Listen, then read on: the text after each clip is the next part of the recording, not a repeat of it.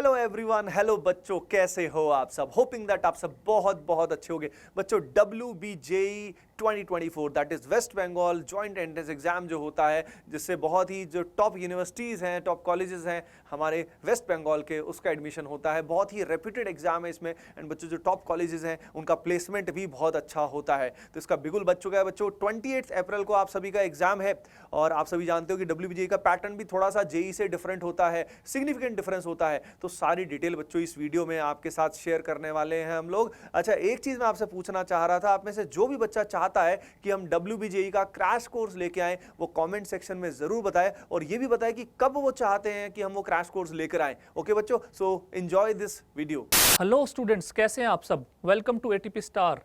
बच्चों, मेरा नाम है गौतम त्यागी।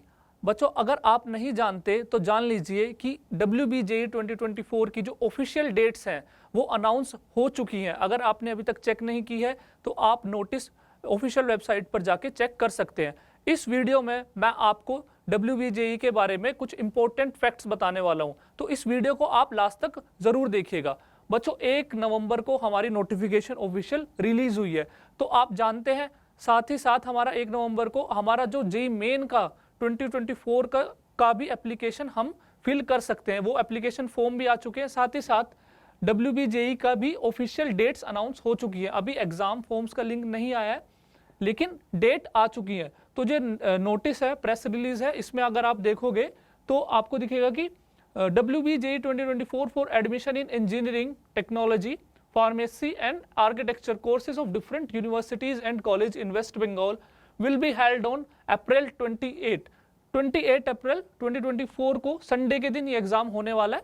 ठीक है बच्चों, तो जो इसका इंतजार हो रहा था बच्चों की कब एग्जाम होगा, तो वो खत्म हो चुका है। एग्जाम की डेट्स आपकी आ चुकी है। अब बच्चों, एग्जाम की डेट्स तो आ चुकी है, लेकिन कई बच्चे अभी भी इस एग्जाम के बारे में ज्यादा कुछ नहीं जानते हैं। ठीक है, तो उन्हीं बच्चों के लिए मैं ये वीडियो लेके आया हूं। तो अगर हम देखें बेसिक डिटेल्स इस एग्जाम के बारे में, अगर हम पता करें तो जो ये एग्जाम है ये कंडक्ट कराया जाता है WBJE board, West Bengal joint entrance examination board इसको कंडक्ट कराता है। बच्चों, it is a state level exam. ठीक है, लेकिन स्टेट लेवल एग्जाम का मतलब ये नहीं है कि एक छोटा एग्जाम है, ये एक हाईली कॉम्पिटिटिव और बहुत ही इंपॉर्टेंट एग्जाम है। क्यों मैं ये बात कह रहा हूँ, क्योंकि जब वेस्ट बंगाल में जितने भी कॉलेजेस हैं, अच्छे कॉलेजेस की मैं बात कर रहा हूँ, और जितने भी प्राइवेट कॉलेजेस हैं, ज़्यादातर में WBJE का स्कोर देखा जाता है एडमिशन के लिए। ठीक है बच्चों, तो इस एग्जाम के जो एप्लीकेशन फॉर्म है वो अभी नहीं आए हैं, बट जल्दी वो भी आ जाएंगे। एंड एप्लीकेशन फॉर्म है वो ऑनलाइन इसमें अप्लाई हमें करना पड़ता है।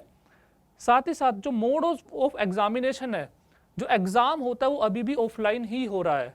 ठीक है बच्चों, जो हमारा JEE मेन है वो तो ऑनलाइन हो चुका है, बट अभी WBJE हमारा ऑफलाइन ही होता है। तो जो इस एग्जाम की स्ट्रेटेजी है वो अभी डिफरेंट है काफी JEE मेन से। ठीक है, तो बच्चों इसकी जो तैयारी भी है वो डिफरेंट तरीके से थोड़ी की जाती है। ठीक है, तो अगर हम बात करें इस एग्जाम में जो एज क्राइटेरिया है that is 17 years, minimum age आपकी 17 ईयर्स होनी चाहिए as on 31 December 2023।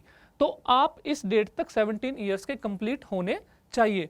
Upper age limit क्या है बेटा, कोई अपर एज लिमिट नहीं है। तो ये काफी अच्छी बात है आपके लिए, क्योंकि इसमें अपर एज लिमिट ना होने की वजह से सेकंड ड्रॉपर, थर्ड ड्रॉपर भी इसमें अप्लाई कर सकते हैं। तो यहाँ पर ये JEE मेन से थोड़ा सा डिफरेंट हो जाता है। हो सकता है इसमें नंबर ऑफ कैंडिडेट्स इस वजह से थोड़े ज्यादा हो, बट स्टिल जो बच्चे सेकंड थर्ड ड्रॉप में है उनके लिए एक ये अच्छा ऑप्शन होता है। ठीक है बच्चों, साथ ही साथ इसमें काफी इंपॉर्टेंट कॉलेज भी आ जाते हैं। वो कॉलेज भी हम डिस्कस करेंगे कौन कौन से कॉलेजेस आते हैं। पहले हम देखते हैं कि कौन इसमें अप्लाई कर सकता है। बच्चों, जरूरी नहीं है कि ये वेस्ट बंगाल का एग्जाम है तो सिर्फ वहीं के स्टूडेंट्स इसमें अप्लाई कर सकते हैं। बच्चों, students from any state of the country can apply in this exam. ठीक है बच्चों, इस एग्जाम में कोई भी बच्चा बैठ सकता है। हाँ, रिजर्वेशन जरूर है होम स्टेट के लिए 85% एंड ओपन कैटेगरी के लिए 15%। जिन बच्चों ने जब वेस्ट बंगाल से ही अपनी 12th पास की है, उनका सर्टिफिकेट वहीं से है, तो उनके लिए रिजर्वेशन है, उनका होम स्टेट लगेगा। ठीक है, सो 15% ओपन कैटेगरी के लिए। फिर भी स्टिल आपको थोड़ी सी ज्यादा मेहनत करके इस 15% में भी आ सकते हैं जो बच्चे अदर स्टेट्स के हैं। ठीक है, सो जो बच्चे JEE मेन की तैयारी कर रहे हैं, साथ ही साथ मैं आपको जरूर बोलूंगा कि WBJE का एग्जाम भी जरूर दे।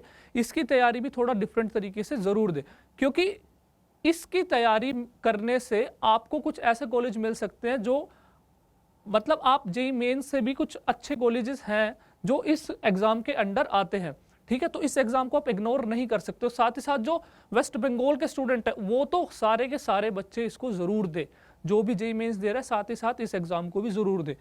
क्यों हो जाता है एग्ज़ाम इंपॉर्टेंट? अगर मैं कॉलेजेस की बात करूं बच्चों, तो जो कॉलेजेस है इसमें जादवपुर यूनिवर्सिटी का आपने नाम सुना होगा, टॉप यूनिवर्सिटीज़ में आती है इंजीनियरिंग के मामले में, ठीक है। क्यों है ये टॉप? क्योंकि बहुत ही हाई पैकेज इस यूनिवर्सिटी से हर साल निकलते हैं और बहुत ही कम फीस में आप इंजीनियरिंग कर सकते हो। आप इमेजिन नहीं करोगे, लेस देन 10,000 पर ईयर यहाँ पे कॉस्ट ऑफ फीस है, ठीक है। तो अगर हम IITs की बात करें तो NITs की बात करें तो लैक्स में है फीस, ठीक है। तो जादवपुर यूनिवर्सिटी बहुत ही अच्छी यूनिवर्सिटी है, बहुत कम फीस में इसमें मतलब बच्चों का ड्रीम होता है यहाँ पे जाने का, काफ़ी स्टूडेंट्स का। तो ये एग्ज़ाम उस लिहाज से भी काफ़ी इंपॉर्टेंट हो जाता है। साथ ही साथ कुछ हमारे और भी गवर्नमेंट कॉलेज है जितने भी वहाँ पे वेस्ट बंगाल में, वो सब भी WBJE का स्कोर देखते हैं और कुछ प्राइवेट यूनिवर्सिटीज़ भी। तो बच्चों काफ़ी इंपॉर्टेंट ये हमारा एग्ज़ाम हो जाता है, तो आप इसको सिंपली इग्नोर नहीं कर सकते। इसकी जो स्ट्रैटेजी है वो भी थोड़ी सी डिफरेंट है। मैं अभी बताऊँगा कि इसमें पेपर को एनालिसिस की अगर हम बात करें तो पेपर किन किन सेक्शन से आता है, कितने कितने मार्क्स का आता है, वो भी मैं अभी डिस्कस करूँगा। तो अगर हम एग्ज़ाम पैटर्न की बात करें स्टूडेंट्स, तो जो हमारा एग्ज़ाम है ये 2 पार्ट्स में डिवाइडेड है, पेपर 1 एंड पेपर 2। तो मैं थोड़ा सा डिटेल में आपको बताता हूँ। जो हमारा पेपर 1 है that is of 100 marks and that contains only mathematics. Paper 1 है हमारा, उसमें सिर्फ मैथ्स आता है, वो 100 मार्क्स का सेक्शन है। जो हमारा पेपर 2 है वो भी 100 मार्क्स का है, बट उसमें फिजिक्स और केमिस्ट्री दोनों है, ठीक है बच्चों। मैं बताता हूँ कि मार्क्स इसमें किस तरह से मिलते हैं। बच्चों इस एग्ज़ाम में 3 कैटेगरी में जो है हमने क्वेश्चंस को डिवाइड किया हुआ है। जो हमारे क्वेश्चंस है वो 3 कैटेगरी में आते हैं। जो हमारे 50 क्वेश्चन, अगर मैं मैथ्स के पेपर की बात करूं पेपर 1 की, तो 50 क्वेश्चन हमारे कैटेगरी 1 से आ रहे हैं, 15 question category 2 and 10 question are from category 3। मैं कैटेगरी के बारे में बता देता हूं। जो हमारी कैटेगरी 1 है दैट कंटेन्स, जो इसमें क्वेश्चंस है वो 1-1 मार्क के क्वेश्चन है, MCQ है 1 मार्क के। तो टोटल अगर हम इसकी बात करें तो 1 मार्क में हमारे कितने हो गए, 50 मार्क्स का ये हमारा ये सेक्शन हो गया मैथ्स के अंदर। अगर मैं कैटेगरी 2 की बात करूं, दे आर 2 मार्क क्वेश्चन, ठीक है। उनमें जो नंबर मिलता है एक क्वेश्चन में करेक्ट आंसर में वो 2 नंबर मिलते हैं, ठीक है। और ये भी हमारा MCQ है, ठीक है, मल्टीपल मतलब सिंगल करेक्ट क्वेश्चन है, इसमें हमें 2 मार्क्स मिलते हैं, तो ये 30 मार्क्स का हो गया, ठीक है। थर्ड जो हमारा है दैट इज वो हमारा मल्टी करेक्ट ऑप्शन है, जिसमें हमें एक से ज़्यादा ऑप्शंस हमारे सही होते हैं। तो कैटेगरी 3 भी हमारी 2 मार्क्स की है, तो दैट आल्सो मेक्स 20 मार्क्स। तो टोटल जो ये पेपर है, क्वेश्चन हमारे 75 हो जाते हैं पेपर 1 से, और जो टोटल मार्क्स हो जाते हैं, टोटल मार्क्स में लिख देता हूँ। अगर टोटल क्वेश्चन की बात करें तो जो हमारा पेपर 1 है उसमें 75 क्वेश्चन हो गए, और टोटल मार्क्स हमारे हो जाते हैं दैट 50 + 30 + 20, 100 मार्क्स का ये पेपर हमारा हो जाता है, ठीक है। सेम इसी तरह से बच्चों जो फिजिक्स और केमिस्ट्री में है उसमें भी हमारे तीनों कैटेगरी से क्वेश्चन आते हैं। कैटेगरी 1 कौन सी है हमारी?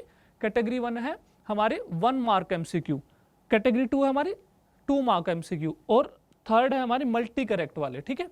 सो अगेन इसमें 1 मार्क, इसमें 2 मार्क, इसमें भी 2 मार्क, ठीक है। तो टोटल 40 क्वेश्चन हो जाते हैं और टोटल नंबर ऑफ मार्क्स हो जाते हैं हमारे 30 + 10 + 10। तो ये भी हमारा कितने 50 मार्क्स का पेपर हो जाता है फिजिक्स का, और ऐसे सेम 50 हमारा केमिस्ट्री का हो जाता है। तो टोटल हमारा 100 मार्क्स फिजिक्स और केमिस्ट्री पेपर 2 में हो जाता है, ठीक है बच्चों, ठीक है। तो अगर जेईई मेंस की बात करें तो वो तो काफ़ी सिंपली डिवाइडेड है, इसमें थोड़ा सा कैलकुलेशन हमारी डिफरेंट है। जो मैथ्स से ज़्यादा क्वेश्चन आ रहे हैं, ऑलमोस्ट 50% हमारा मैथ्स से आता है, 50% हमारा फिजिक्स और केमिस्ट्री से आता है, ठीक है। अगर मैं नेगेटिव मार्किंग की बात करूँ, जो हमारी कैटेगरी 1 है, जो 1 मार्क क्वेश्चन है, उसमें हमारी -0.25 की हमारी नेगेटिव मार्किंग है, ठीक है बच्चों। और हमारी कैटेगरी 2 में जो हमारा 2 मार्क्स का क्वेश्चन है MCQ, उसमें हमारे गलत ऑप्शन के लिए -0.5 की, ठीक है। जो हमारी थर्ड कैटेगरी है वो तो बच्चों आपको सारी की सारी करके आनी है, क्योंकि इसमें नेगेटिव मार्किंग नहीं है। जो हमारे मल्टी करेक्ट वाले क्वेश्चन है उसमें नेगेटिव मार्किंग नहीं है।